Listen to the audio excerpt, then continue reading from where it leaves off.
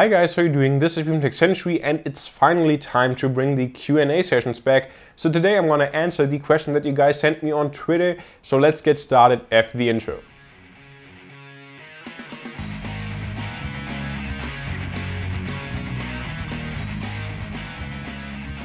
So from now on, I'm planning on doing like these videos around like 6 or 7 weeks apart. So for the next video, make sure to leave your questions below here in the comment section of this video. I'm not gonna answer any questions here in the comments because I'll take your questions for the next video. But now let's get started with the questions that you guys sent me on Twitter, and there are quite a few. So prepare for a rather long and also layback video. So let's get started with the first question. So the first question comes from @JamesBlueWebDev, and he asks, what got you into tech? And that's basically just watching YouTube tech videos, and especially from Soldier Knows Best. And one day I was just like, I can do the same, I want to share my experience. And that's basically how I started my own YouTube tech channel. And yeah, Soldier Knows Best was the inspiration, and I was just like, I want to do this myself and I want to share my experience and my thoughts. So yeah, that's basically it. He also asked, what do you think is the future of tech? And that's quite a difficult question to answer. I think there's definitely a big trend towards these wearable technologies like Google Glass, even though I have to say that Google like really fucked up the start of Google Glass. I mean, like last year everybody was excited. Same here, I was so excited, I wanted to purchase it. And they said, well, it will be released by the end of 2013. Obviously it didn't, and so there's still just the Explorer edition, which kind of sucks. And I'm honestly not sure where Google is going with Google Glass because it's just taking way too long. Most of the excitement is gone these days. So I guess smartwatches are the new interesting thing right now, especially the Moto 360 with Android Wear. But yeah, I think that's just the direction to go, and I hope that Apple will have a good product, a good iWatch in store for us this year, because that would definitely be very exciting. Now actually has one more question. So that's, what's your top 3 favorite tech items? And that's quite a difficult one. I would say probably currently my 3 favorite items of tech are the Mac Pro that you see there behind me. Then pretty much also the Sony TV that I just unboxed on the channel a couple of days ago. And last item, I would probably say my Retina Mac Pro. I think those are my favorite items, and they're just all excellent. The TV is great. Also the Mac Pro is just an amazing machine. And also, of course, the Retina MacBook Pro is just amazing. So these definitely have to be my top 3 favorite items at the moment. Now the next question comes from @Declan and he asked, what's your favorite piece of tech you own? So I just mentioned 3 of the best. So if I have to choose like one of them, that's probably the Mac Pro. I think this is currently the tech item that I enjoy the most, and it's just an amazing machine that I really don't regret purchasing. The next question comes from HA Gaming HD, and he asks, are you planning to get the HTC One M8? If so, can you review it? And that's quite a difficult question. The HTC One M8 looks like a great phone. I had the predecessor last year and it was an amazing phone. I just had some Wi-Fi issues, but overall a great phone with amazing build quality, also very speedy. And from what I've heard right now, also with the battery life being excellent, and also of course the even faster processor and bigger screen, I'm tempted, but I'm not quite sure. So I honestly can't say whether I'm getting the HTC One in or not, because I currently just don't know. I'm not gonna say I'm not gonna get it, because I can't really give an answer on that, at least not a definite answer. Currently it doesn't look like it. If I'm getting one, or if I get one for review, then I'll definitely also share my full review with you guys. But just follow me on Twitter @techcentury, and you'll probably be the first ones to see and know when I pick up an HTC One M8 or if I get one for review. So Twitter is probably the place where you'll know what I'm getting the first before anybody else. So that's always the best place to follow, and then you should also be aware of what videos are upcoming on the channel. So Twitter is definitely a very good place for that, as well as also Instagram @techcentury. So then a very good question from @Andrew A. Crone. Sorry if I pronounced the name wrong. What do you think makes you different from all the other tech YouTubers? And that's a very tough question. I mean, there are a lot of tech YouTubers out there and a lot of excellent tech YouTubers.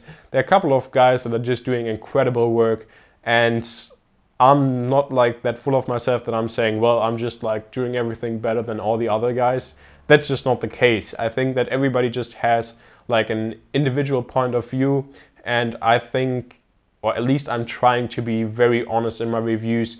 There are a couple of guys that just want to like focus on the positive things. So if they have like a product that sucks, then they are just like, I'm not going to make a video about that, I'm just going to send it back. For me, I think it's just as important to also share a bad product and to tell people that they should avoid it, and not only just praise the good stuff. So yeah, I'm just trying to be very honest, also like giving you guys these videos what to buy, like MacBook Pro or MacBook Air and all that stuff. So it's about more than just like doing unboxings and reviews. I also want to share like my experience with you guys and just try to help you make the perfect decisions. So I guess that's kind of what hopefully sets me apart. So maybe you can actually give me like an answer in the comment section down below what you think sets me apart from the other guys here on YouTube, especially the tech YouTubers. Because that would be very interesting for me to actually hear what you guys have to say. You already realize that for me it's like very hard to really answer this question, but maybe you have a better point of view and you can actually tell me that. The next question comes from @Heddybow, and he asked, do you still think you made the right choice keeping the Mac Pro? Would you recommend to anyone to follow the same choice of your decision? And there's basically just one simple answer. I have absolutely no regrets in regards to my Mac Pro decision. I think it was the right decision to keep the Mac Pro and not to go for an iMac. Also, one of the reasons is actually that currently, as you see right there, I have the 3 screens behind me connected to the Mac Pro. Then I got the 50-inch Sony TV that you saw on the unboxing a couple of weeks ago, no, actually like 1 week ago. And now I also hooked this up. So the Mac Pro supports up to 6 full HD displays, and that's just amazing to have the flexibility to also hook up the TV. And just in terms of performance, I'm very pleased. I didn't have any bugs or issues. And so I definitely recommend the Mac Pro if you're thinking about purchasing one, even though the performance isn't too much better than the iMac. But I think it's just great to have the flexibility and also to just choose whatever displays you want to hook up.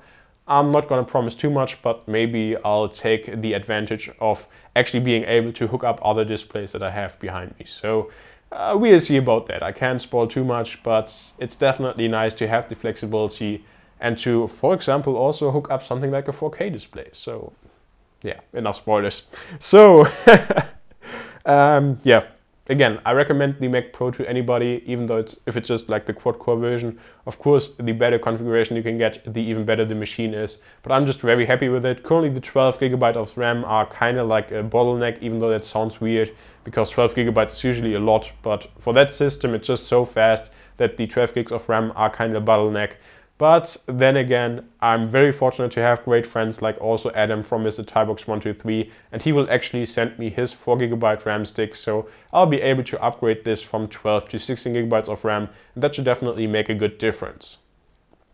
So the next question comes actually in German, so I'll just translate it for you guys. Advice that you can give for YouTube starters. And I think I've actually answered like this question a couple of times in the past, but just to kind of like compress the answer and just to give a quick answer to that question is that you should try to improve with every video, that you should just be willing to learn. You have to have a lot of patience, because you'll not get noticed like from one day to another, because that's just not going to happen. That's not the way YouTube is, especially the tech community. The tech community is great, but there are just so many channels that you have to find your own way. You have to find your own personality, and that's where we also get to the other question again. What sets me apart?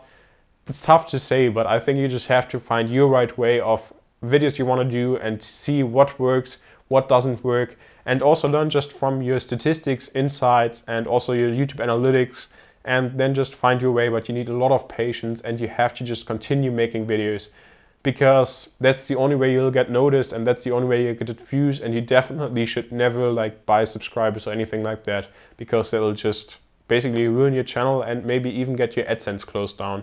So that's pretty much the biggest mistake that you can do. You won't get noticed from one day to another. You won't blow up. That's very rare. And so yeah, you just have to stick with it. So stick with it, improve your quality, and if you have a lot of patience, then hopefully you'll get noticed and you'll kind of blow up. So tough question, honestly. Then the next question comes from Mihai VFX. So he asks, Samsung Galaxy S5 or HTC One M8, and what phone is your daily driver? So it's tough for me to say because I didn't review either one of these smartphones. Actually, the HTC One is only available for a couple of days here in Germany, and the Galaxy S5 isn't available at all. I think it launches tomorrow actually. Now I currently don't have any plan on getting like the S5 in, so that's also answered like another question that you guys might have. But I think it's quite a tough decision between these two phones, especially also because the specs are fairly similar, and I think if you want like an Apple iPhone that's running Android, then choose the HTC One because it just has an amazing build quality, amazing speakers, and I think Sense as a skin is excellent and just way better than just TouchWiz on the S5. So if that's what you're looking for, then the HTC One. If you maybe just want to have like the most features you can get, then get the S5, but I'll probably lean towards the HTC One, even though I don't really like the big black bezel below the screen with the HTC logo. I think they should have just like gone away with it, because last year at least there were the capacitive buttons. Now there's nothing but the logo, and that I think looks just a little bit silly and just makes the phone even bigger. So tough to say. But even though the S5 is out of plastic, as also the S4, I have to say when I had the S4 I didn't have any quality issues with it. So tough question, especially since I didn't review them. Maybe you guys can let me know what's your favorite, HTC One M8 or also the S5. One of the last questions comes from Premier Reviewer, and he asked, what did you get started on making YouTube videos? And as I mentioned before, that was basically Soldier Knows Best, and I just really enjoyed his videos and I wanted to do the same, so I just started with my own channel, and that's the very simple answer. Then Paul Mitchell, will the time soon come where your smartphone, desktop, laptop and tablet will merge into one device to rule them all? Oh, I actually forgot to answer the question.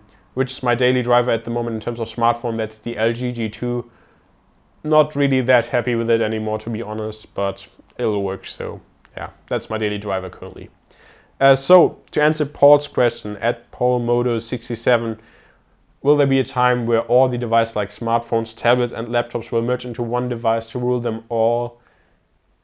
It's kind of the trend that seems to be going on for a couple of years now. I mean, I think there's like this one GIF going around, or just picture, where you see like a digital camera, I don't know, like flashlight, whatever, all that stuff that's like on a table, and now it's like all into one smartphone because you have the LED on the back, you have a good camera and all that stuff. So there's definitely the trend that a lot of stuff gets integrated, but I'm personally at least currently not like really a desktop guy. So I want to have a dedicated desktop setup, as you see behind me. I don't want to have everything in one device, and even though like the Surface 2 is a great device, I can't really see this replacing, for example, like my desktop setup, even if I connect like external screens to it. So while I think the trend is certainly going to like pack up like everything in one device, for me I don't think that will work for a couple of years to come. So we'll have to wait and see. Maybe mobile device will get so powerful that you can like connect it to something like a dock, and then you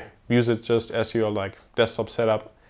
Tough questions. I have honestly no idea. So yeah, that's basically it for the questions. And actually one last question came from my girlfriend on Twitter at Stalking Kiwi. What will you be doing for your birthday on April 14th? Not really planning on doing anything except of eating cheesecake, which she will be making me, and that's delicious. So I'm really looking forward to that. Except for that, maybe going to dinner in the evening, but other than that, not really any specific plans. So that also wraps up the questions. And if you're wondering where I was like looking down to read the questions, this was just my 2013 Nexus 7. So to answer a question that nobody asks, this is just the answer to it. And this will also just wrap up the Q&A session for today. It was a lot of fun to do these actually again, and I really enjoyed it. I hope that you guys did as well. Again, for the next Q&A session, please leave your question down below, or also just send me the question on Twitter. I'll also make sure to actually like notify you when I'm about to record the new Q&A session, so then you can also send it to me on Twitter. But of course, the perfect way is to leave your question in the comment section down below right here. And I'm just hoping that you enjoyed this video, and I really hope to see you in my next video as well. If you like this video, it would be much appreciated if you hit the like button, as well as of course also subscribe to the channel if you haven't already. and I really hope to see you next time. So thanks for watching.